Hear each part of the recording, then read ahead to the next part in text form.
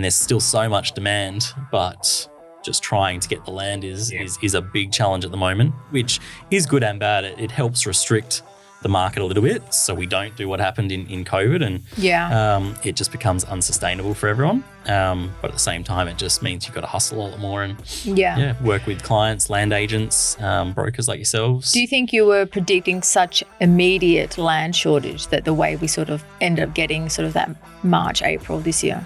We definitely knew it was coming at some stage, not as fast as it did. No, all of a sudden it was just absolutely flat out. And then the next month it was just gone. Yeah. It just happened overnight. This is the Build Out West podcast with your host Tony Hyde from Evolution House and Land Specialists and Catherine Smith from Build Bright Builder Brokers.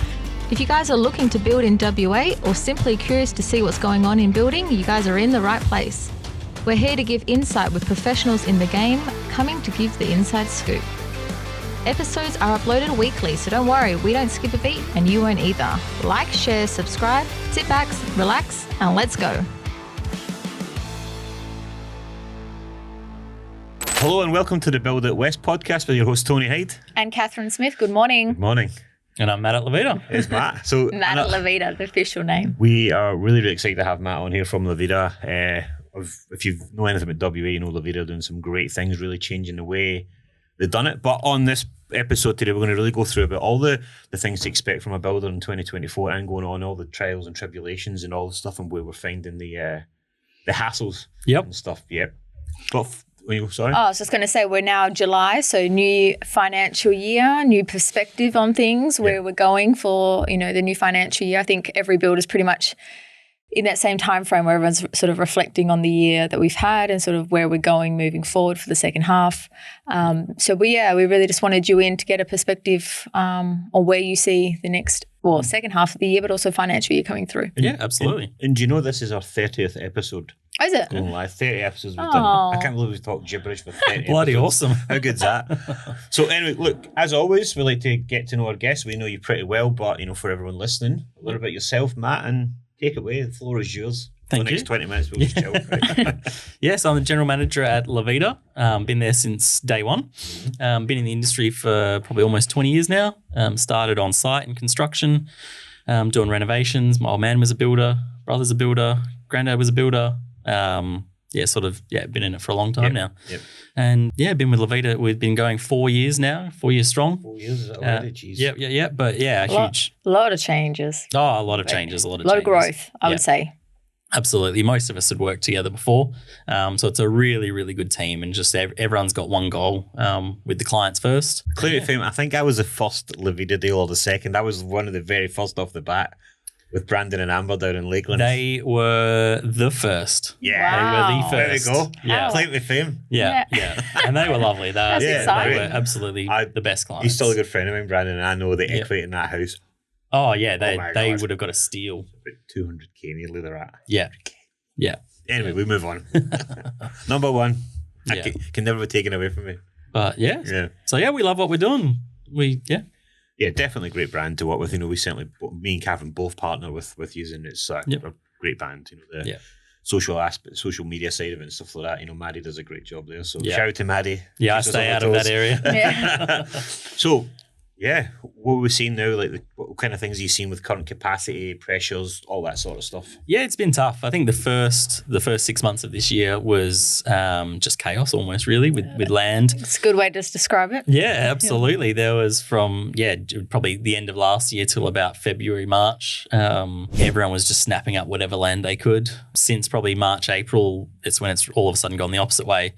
And there's still so much demand, but just trying to get the land is a big challenge at the moment, which is good and bad. It helps restrict the market a little bit so we don't do what happened in COVID and it just becomes unsustainable for everyone. But at the same time, it just means you've got to hustle a lot more and work with clients, land agents, brokers like yourselves. Do you think you were predicting such immediate land shortage that the way we sort of ended up getting sort of that March, April this year? We definitely knew it was coming at some stage, not as fast as it did. No, all of a sudden it was just absolutely flat out. And then the next month it was just gone. Yeah. It just happened overnight. What do you think? And I've got my own opinions, but what do you think the reasons for that happening so quickly? Like, I know the demand. Yep. The demand was. I think it was really the 4 and 5 months beforehand where it just went out of control in terms of, I think there was just so much Eastern States investment. They just snapped up everything in inland and the real estate market. Yeah. If it was there to sell, well, they were jumping in and they were throwing so much money at it. I don't know what the percentage was, but my guess is more than half went over east. Yeah, we're still seeing the numbers today of the money, like sight unseen houses established and sold for 50 to 100k over. And I'm going, well, I had a friend of mine who was selling his house because he bought a new one. He just asked like a broker sort of thing, agent, and we spoke, and he's like, I've got a home open. I went, go to 2 home opens, give yourself a bit of a chance. He went, I'm whatever, it'll go. You'll get them. If that's the number you want, you'll get that and plus. And it was 50k more. When he went to the second Saturday, 50k more. Cash. I was like, wow, you know what I mean? So he'll be in his new house in 30 days sort of thing. Do you know what I mean? Like it's mad out there, right? Yeah, absolutely. I think if it wasn't so hectic in those months with that much Eastern States investment, this year would have just been chilled. Yeah. Everyone would be just doing consistent whatever they needed to be doing, depending on the size of your business. Yeah. But yeah, that really threw a spanner in the works. How long do you think it's going to take to start leveling out with having enough land to try and suffice? Because I don't know what the numbers are. It was something like, what did you say, like 500 blocks and there's 5,000 people wanting in or something like that, or something stupid like that? I'd say it would be a minimum of 12 months. I think land would be tough for at least 12 months, if not 2 years. Because well, I mean, put a perspective, what are we, 4th of July now, 24. I just secured 3 blocks this week for July 2025. Yeah. You know, very hard to predict what price we're going to be building at that time. You know, there's only so long a builder can hold a price. But that was literally the only option for these 3 clients because they wanted to be close together. And it is what it is. Absolutely. But I think at least 12 months. And that's now the new norm, is actually securing blocks so far away from titles. The 12 months is probably until people can start buying blocks a little bit easier. Yeah. Not when the land's going to be ready. It'll be, by the time we get there, it'll be July 2026. Which is funny is clients still say to me, do you have any titled blocks? Yeah. And you're like, no. We're selling a year in the future, you know. Absolutely. That's reality. So I would actually argue now, if your block is titling in 2024, then that's a good, that's what you want it to be. Yeah, absolutely. I think the untitled land, I think we're in a pretty good position. We're in Adelaide as well. Yes. And over there, a lot of the blocks are 18 months to 2 years. Yeah, when clients are signing up on it. And I think that's pretty consistent across Victoria and Queensland and places like that as well. So, Sydney as well. Yeah, for WA, I think we're used to generally within 6 months. In the last couple of years, it's blown out to 12 months. But across the country, it's a lot worse than here. Yeah. I'm promoting and talking to a lot of clients that are like, I want to build but not to the future. And I'm like, let's start doing the process now, because then if we can get a land a year away, and that gives you almost like a year to save and get your ducks in a row. Yep. But then the challenge is people want pre-approval. Yep. And then they've got to keep going pre-approval. It's like 4 or 5 pre-approvals before they get to, and it's like, and that's the way we're at. Each one affects your credit score. And then depending on the developer that you've gone with, whether you have pre-approval or not, some of them are just pulling blocks off clients. Yeah, we've had them. We've seen it. I'm not going to talk about that anymore. It still makes me upset. Yeah, absolutely. Okay, so look, I suppose we've covered the challenges and stuff, but how are you managing the workflow? And what's going to look like over the next sort of 12 to 24 months for you? Yep, I think we've got a lot of experience. I think most of our leadership team has been in it for probably 15 plus years. So we've seen all of the booms before, and Mark, our managing director, has been doing this for 30 plus years. So there is no crystal ball, as much as we really just have to rely on our experience of what we think is coming, what we see coming. We know that there are many suppliers that have price rises on the 1st of March or April consistently every year. We know that when things get tough, when there's a lot of slabs going down, brickies rates are going to go up. If they go up, then other rates are likely to rise as well. So we just try and use our experience to sort of see when we think the starts are going to go to site. Is it likely there's going to be a bubble with other builders with all the land? When are big chunks of land titling? How much is the industry going to spread it out? Yeah. Because us as one builder, we're nothing. It doesn't matter what we do alone. It's what the industry does combined that affects everyone. So yeah, we just rely on that, and when things get tough, we hustle. So I think our admin times have rarely changed. Where for titled land, probably at anywhere from 3 to 4 months generally. Untitled land is obviously depending on when your land's titled, but our admin process is pretty set and we've got no issues there. And in construction, we're still within 12 months. Yep. And it's just juggling. And I suppose that was the next question I have for you, is because I know that it was just to confirm that you'd still do that under 12-month construction. That's from slab down, okay? Yep. So, Yep. And you've never went over that for the whole time. No. So you went through the whole COVID thing, and you've never once went over. That's pretty impressive in the times that we've seen, right? Yeah, absolutely. And it's just been down to the whole team. It's not one of us. We all just get in there and get it done. We've got really good relationships with our suppliers. And if there's an issue, we're just looking for the solution. Yeah. At the moment, there's a heap of stone top delays. The Singapore shipping is just created all sorts of nightmares. So we're probably not going to have any stone tops for 6 weeks. Cabinets were already delayed. So rather than just stopping and going, we'll just wait, there's nothing we can do. We're talking to the cabinet maker. We're going to put in some laminate templates so that we can get the cabinets in. The tiler can start. When the tops are in, the cabinet maker can come back and swap them out. Yep. And it might still cost us a week or two, but it's not going to cost us 6 to 8 weeks. Yeah, things are Yeah. Does that, and that forms, I might be speaking out of turn, but that's like one of your core values, that Absolutely. 12-month build time. So you set yourself out, Yep. and we know this experience. You'll say, we're not taking any more on this month because we can't. Absolutely. We'll run the risk of not performing to that 12-month. Yep. Which I've got to say is, tough when you can't get a deal through, but you understand that all those other clients that are really, I mean, I think that it's hard to say no, right? Oh, and it really is. leaving Yeah. money on the table, but that value, and it just shows you that value sits really high up there, So Yeah, we had 2 or 3 months that we were hard capped, and we were just like, no, guys, we've got to focus on. I actually our existing appreciate clients. though when builders do that, because then they're just communicating with us what they actually are able to service, and then it is sort of being client focused. The builders that are just taking on more than they can service are the ones obviously, we would avoid. We've stepped away from some of the builders that were doing that. We're like, no, that's going to cause, that's going to be a bottleneck in about 6 months. And we just went, we'll just take a step back. We've got, hence the reason we have builders, everything for us is our reputation. Yeah. It's not just today. It's not just in 12 months. Like, we want to be around here for the next 5, 10, 15, 20 years. We could have tripled or quadrupled our business this year, blown everything out to 12 months in admin, 24 months in construction.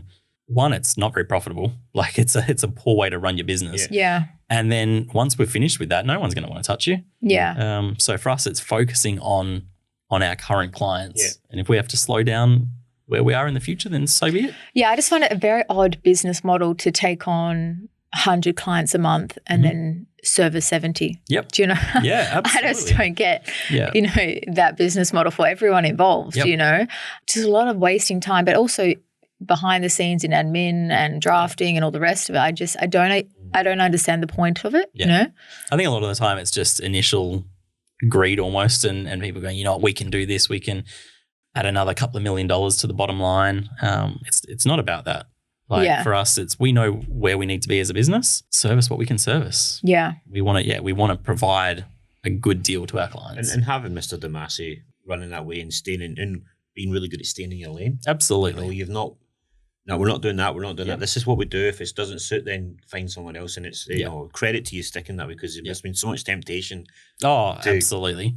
Jump in. And I've certainly asked multiple questions of your condition. You're like, not Tony, we're just like, okay, no worries. Especially at the moment with land being so hard to come by. Yeah. And we're getting the questions, will you do a house behind a house, or will you go out further to Lower Chittering or somewhere like that? And we're just, no, we'll stick to our lane, single story, greenfields, blocks and new estates. What we do well, and we're going to stick to that. Yep. What advice would you give to people looking to build 2024? If you are trying to get in, I'd say just figure out what your budget is and get into the market. What would you say is the average 4x2 price point wise? Oh, God. I know that's a tough question, but I just find now it's important really to give people a reality check of where pricing is. Yeah. A lot of times people, particularly with land being so expensive, has a little bit overcapitalized on the price of the block, and they're not leaving much a slice of the pie for the actual build. And this is causing a bit of disharmony, I think, for 2024, is realizing that the pricing some builders are advertising, say on Facebook, is not actually genuine or going to actually give you that turnkey proper home that you're looking for. You know? I think people definitely need to realign expectations. Correct. I'd say the average for a 4x2 in a theatre with reasonable spec these days is probably close to 370, 375. Yeah. We're still doing the odd home at 320, 315, but you're talking about a 6 metre rear loader with a sort of low spec. And that's not site works, that's just a build, right? That's the building. Yeah, maybe site works on a basic site, but especially with land, like you're probably not below 650. I think the build price this year has gone up roughly 40 grand and land is at least the same. I think land's more. I think the places land's way up more. I think land, there's a lot of land now starting with the 3. Yep. So in 6 months, you've gone up at least somewhere between 80 and 100K in a house and land. Comfortably. Yeah. And still having no issues with valuations. I mean, because of the corporate, which you think we're going to have valuation issues. Yep. And they're not happening. Like, there's no, We've very rarely seen any issues with that. I think the median's at close to 750 now. Yes. 2 years ago, it was closer to 550. Everything's just skyrocketed. And that's really from the last valuation issue I ever had. I promise you, was the Brandon and Amber one with you. That I was remember the last that. one. And that was so 4 years ago, almost to the day, it was when that was the last val I've had. That just shows you how quickly it spread up. And that was I was going to say that was early 2020. Yeah, remember? Yeah. Well, even Keystart's come to the table now. They're at saw that 650 yesterday. Yep. Yes. Yep. 150 couple. Yeah, that's rates will be high, but it'll give them an option again. I haven't. It just came out, so I haven't explored it yet. But it would be interesting if that ends up becoming new in the market again. You know. Yeah, I think it will. I think there'll be a group of probably FIFO clients who don't necessarily have a lot of savings but can probably service. Yes. It'll probably help out a bit, or couples who are both on sort of reasonable incomes. Yes. But yeah, obviously the rates are still high, but even with that, get into the market, and then when you can, refinance. Yeah, exactly. Yeah. Yeah, when the time, look, if the land's not titled, and the time you build, give it 18 months, maybe 2 years, you're going to have the equity there, right? Yeah. It's going to be happening, right? Yeah. So that's one of the promises. If you wait the 12 months, it's only going to go up another 40 or 50K. How many clients have we seen now that say, I'm going to wait, and they're sitting here going, I can't help you now because you can't service the amount that you need now. You were worried about that sort of thing. Yeah. So with your build timeframes, what we love is you generally stick under the 12 months, but what people will generally are now learning is there's two sides to building. So you have your pre-construction and construction. Pre-construction, I think, is where people are getting really caught out now because of the volume that a lot of builders are doing. Yep. There's a lot of talks with other builders that they're waiting for a build contract is comfortably 6-7 months. Yeah, okay. And this would be a very stereotypical house, nothing particularly complex or anything like that. I did have a double story the other day, which was 6 months for a build contract. Just to get the contract. Yep. Although, it is a double story that is still significantly long. Oh, absolutely. Just for the build contract, particularly because that block was titled December. So, wow. Just to put in perspective, pre-construction timeframes are really blowing out more so than ever. I can't say that because of COVID, but it is now drawing out more so than anything. So a lot of time builders sort of will promote, we have a quick build time, but then they have a very slow pre-construction. Yeah. Talk to me about your pre-construction timeframes. Yes, I mean, to be honest, it's not me, it's the team. We've got the right people on, the right amount of people on. We've structured our workflows well. Like at the moment, our average time frame for contracts is around 6 weeks. Ideally, we want to get that down to 4 or 5. The biggest part to get a contract out is your working drawings. Yes. So your drafting team. And I think, when we've needed to, we just upscale. We put on an extra drafty if we need to, or we contract if we need to. We're always looking at what needs to happen. And then even after that, I think, again, we just have enough people in the right roles. If we need to put on an extra pre-start consultant to meet with clients, we'll do so. We'll put the training in. If we need an extra scheduler to get them on site, we'll do so. For us, every month the job sits in your admin stage, the cost is only going up. Yeah. So like for us, for the last 2 years have not passed on a price increase. Even back in COVID, it was very rare, and we worked very closely with any of the clients that we did, and they were generally for major land delays, things outside of our control. So for us right now, if it was blowing out to 12 months because we couldn't deal with it, we wouldn't pass on an increase, but that's going to cost us a lot of money. So for us, I think, definitely just bringing on enough people to do the work. Yeah. And then as a builder, controlling your insurances, depending on the size of the business. some builders were taking on a lot of work, but then if they can't finish jobs, they can't start new jobs. Yes. So people not managing that very well. It's not one solution. It's not one role. It's really just, everyone in the business doing their part.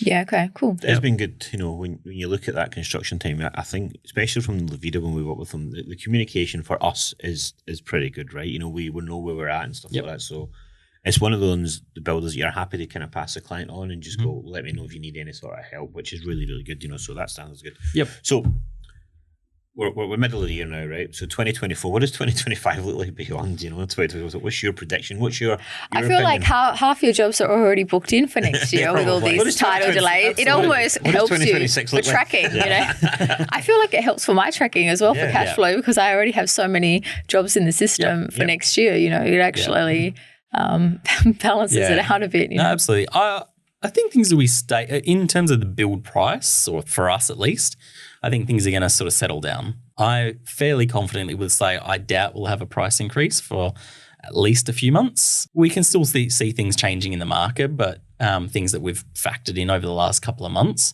There's even been the odd price reduction here or there.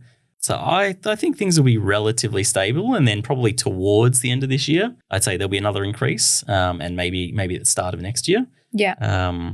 Land, I think, will probably just keep going up, and there's nothing that we can do about that. That's the one thing we can't control at the moment. Correct.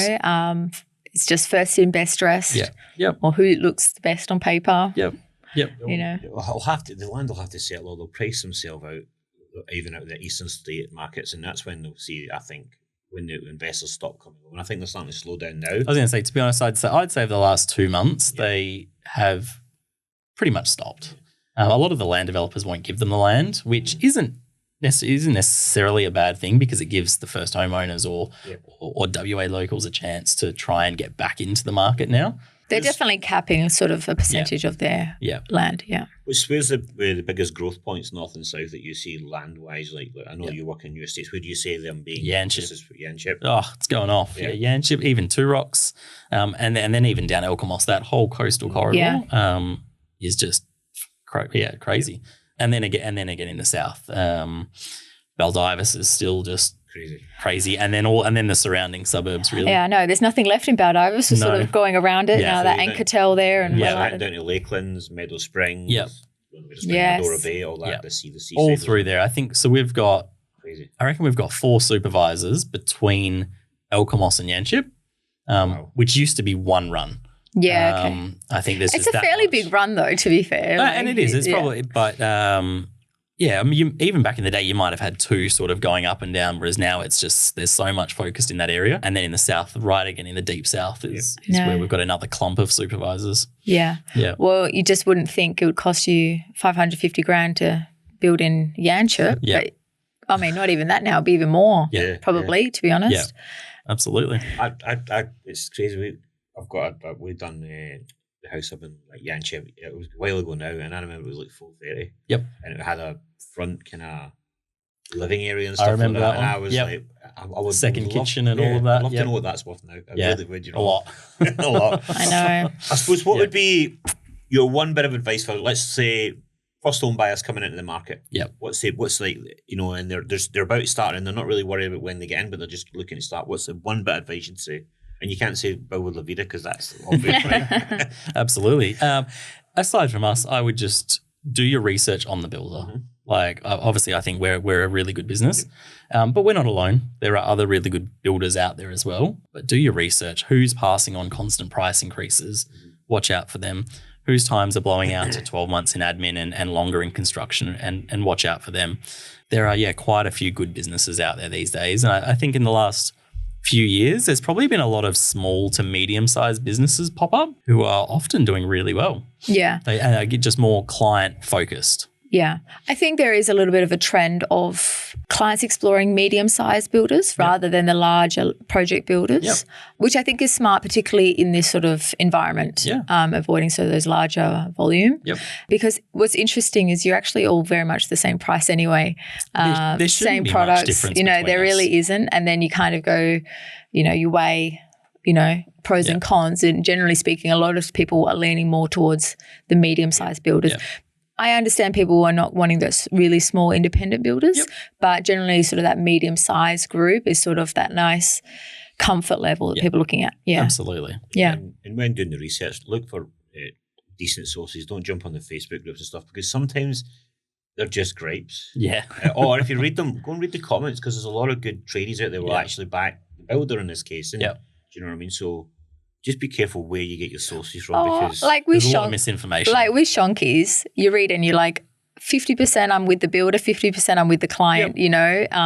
You see a lot on there that you look at and go, wow, that should not have happened. Someone stuffed up here. Yes. But yeah, you definitely do see a lot of things like, guys, that's not an issue. Yeah, but also I think half of it comes down to communication. Yeah. So if that builder hasn't communicated with the client, then obviously for them to become so upset to write something. Absolutely. Really comes down to a communication issue more so than anything. 100%. Because a lot of the time I'm like, I'm actually siding with the builder here. They just probably haven't communicated why this has happened or whatever. But a lot of the time it's just they're looking for answers because the builder themselves haven't communicated. Communication is key, from us to our trades, to us amongst ourselves, to our clients. Yeah. And then clients back as well. If you've got a question, ask the builder. Yeah. And like you said, there's certain builders that are strong in certain areas. So you've got full supervisors in the Yanchep area, a lot down south. Maybe look at builders. Are you in that area? How many supervisors? Ask those questions. And if they don't have many, I'd be like, oh, cool. Maybe I'll go with someone that's actually that knows, because they'll have knows that trades pocket. and Yeah, absolutely. Because your brickies don't travel all around WA. They stick in one sort of pocket. Correct. Under the supervisor. That's a lot of people that don't understand. The supervisor has his own trades that he uses. Absolutely. We've got a couple of close builder mates in probably not the really small guys, but maybe doing sort of 50 homes a year, and they're great. They build a bloody good home. They don't have the guys down Mandurah Way or out Bullsbrook Way or right up in Two Rocks. Like, they're sort of more focused on the inner suburbs, and they do a bloody good job. But yeah, absolutely. If they're not based in that area, that's where your delays will happen. The brickie doesn't want to travel. No one else wants to travel. Yeah. Alrighty. Thank you for coming on, Matt. I appreciate your time. No worries at all. Thank you for your insights on 2024 and beyond. Absolutely. Exciting times. They say it's going to be here for a couple of years and longer. Absolutely. So thank you very much. As always, guys, like, share, follow, do your thing. Subscribe to the YouTube channel. It really helps us keep this going and giving you this really important information, I feel. Thanks, guys. Bye. Thanks for having me. This is the Build Out West podcast with your host Tony Hyde from Evolution House and Lawn Specialists and Catherine Smith from Build Bright Builder Brokers. If you guys are looking to build in WA or simply curious to see what's going on in building, you guys are in the right place. We're here to give insight with professionals in the game, coming to give the inside scoop. Episodes are uploaded weekly, so don't worry, we don't skip a beat and you won't either. Like, share, subscribe, sit back, relax, and let's go.